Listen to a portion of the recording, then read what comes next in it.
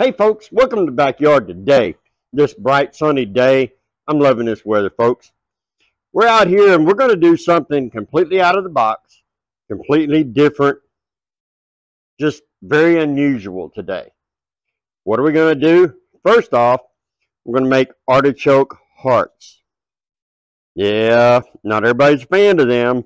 We're going to do artichoke Boy, I just totally screwed that up. Artichoke hearts. See, I guess I shouldn't cook it. I can't even say it. And then we're going to do some lamb chops with a special glaze or a special sauce. So hang on. We're going to pop back in here and we're going to talk artichoke hearts. All right, folks. All right, let's talk artichoke hearts. And then we took these. Now, you can buy these canned. You can buy them fresh. You can get them a lot of different ways.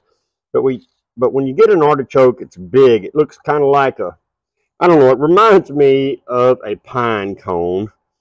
But you can peel all that off and you get just down to the tender hearts. And we blanch these for about 15 minutes.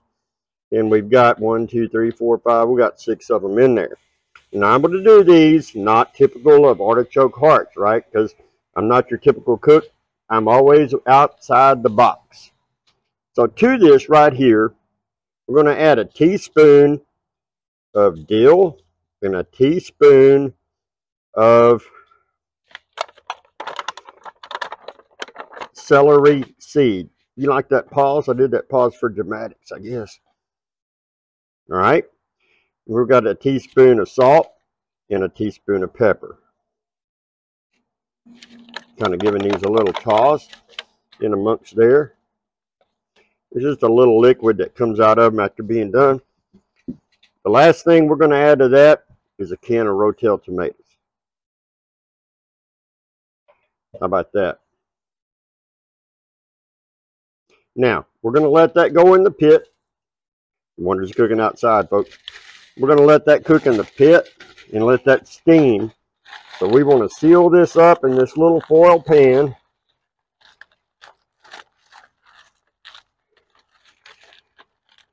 I like these foil pans. They're easy to clean up. Saves the pot getting all sooted up. But we got them right there. We're going to get them on the pit. Okay. The pit right here, if the thermometers are working good, says it's about 350, which is your typical oven baking temperature. We're going to set this in here. We're going to let that go for 10 or 15 minutes. Oh, we've got some really good coals over here for them lamb chops, folks. We got some double cut lamb chops. We're going to bring them here in a minute. Let you see them. Most lamb get served with a mint jelly. I got a surprise for you on that one. You know I ain't going to be normal. See, and as promised, the lamb chops. Now, these aren't the best cut. In our part of the country, lamb is not something you can get at butcher places all the time. It's rare to find it. The reason I call these double cut is there's 2 rib bones in here, folks. All right? These are about 1 inch thick. The butcher wasn't good on his cut, so they're a little thin on the end. We're going to have to be careful. Now, I'm going to say something a little bit different. A little different or a little counter to what I've told you before. I tell you a lot of times, let your pork and your beef come up to room temperature when you cook it. Lamb is a special meat. It can get tough and it can get hard to get a true medium to a medium rare cut of cook on your meat if you let it come up to room temperature, especially since the butcher had an angle on this cut and we're really thin on that end right there. What I do is I leave them I put salt and pepper and lime juice on them like I typically do every meat. And I leave them in the ice box until we come out here. And they've only been out here just a short time we've been talking. And we're going to get these on there to get them grilled off. We got our fire good and hot. We can hear them sizzle when we put them on.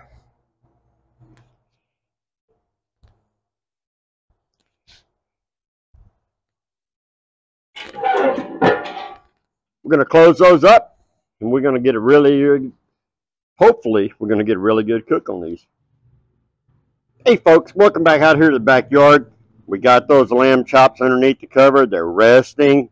I hope they're going to be the right cook for you. I'm not the best lamb cook. All right, we've got them on this cutting board resting out here. And we got a couple other little surprises for you in this video. You know us, we're going to throw you a curveball every chance we get. All right, we're going to pull up here a little bit. Whoa, wait a minute. I forgot. We got that on the grill. We're going to pull that off, and I'll show you in a minute.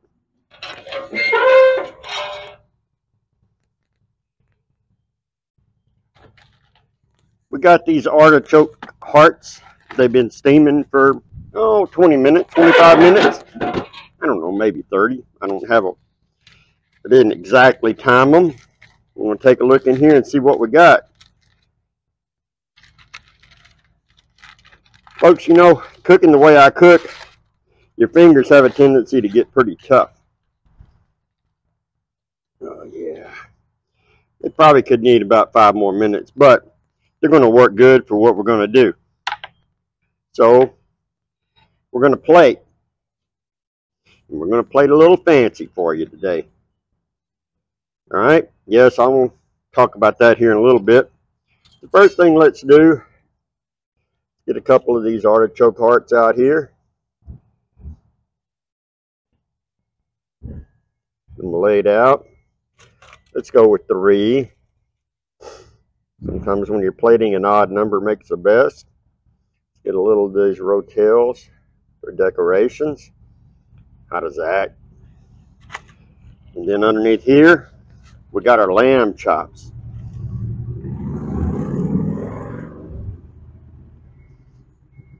How about that? How you like that one? We're going to get our lamb chops up here. Little dramatic effect. How about that? Now, I told you mint jelly is typically what gets put on there, right? Well, Jeff ain't going to do that. You know better than that. Y'all know me by now. What I have right here, I have some jalapeno jelly. It's green, just like mint jelly, but doesn't taste the same. Kind of got to cowboy it up a little bit for you, even though I'm not a cowboy at the heart. But we got to make it look a little bit southwestern maybe, huh? Put a little dollop of that right there. It'll come off. How about that?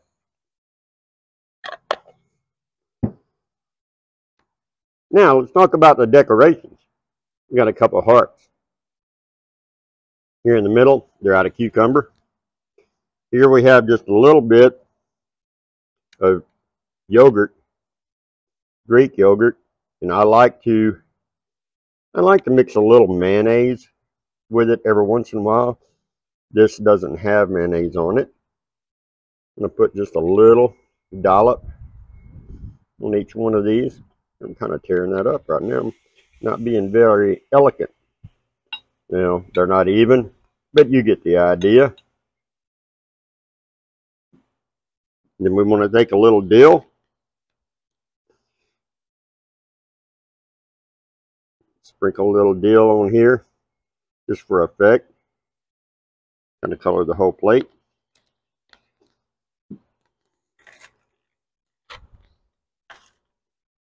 And look what we've got. How about that for a dinner? Now, let's take one of these lamb chops that are over here. Get a little cut on it.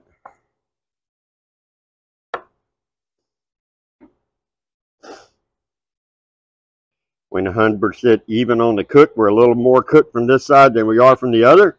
But how about that? They're good. Now, those are a little blue, but y'all know how I like my meat. If you don't like them, you want them a little bit more, leave them on there a little bit longer. Hey, folks, we got you all plated up right there.